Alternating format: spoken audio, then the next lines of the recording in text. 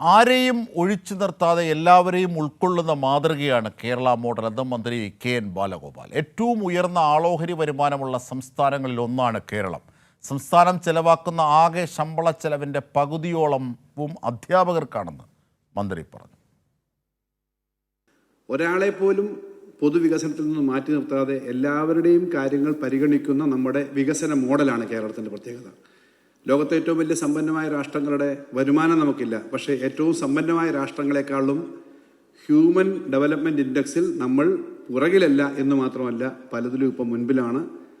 നമ്മൾ 70-കൾ വരെ ഇന്ത്യയിലെ ഏറ്റവും ആളോഹരി വരുമാനമുള്ള സംസ്ഥാനമായിരുന്നില്ലെന്ന് മാത്രമല്ല, ഇന്ത്യൻ ശരാശരി ആളോഹരിയേക്കാളും 10-30% കുറവായിരുന്നു കേരളത്തിൻ്റെ ആളോഹരി.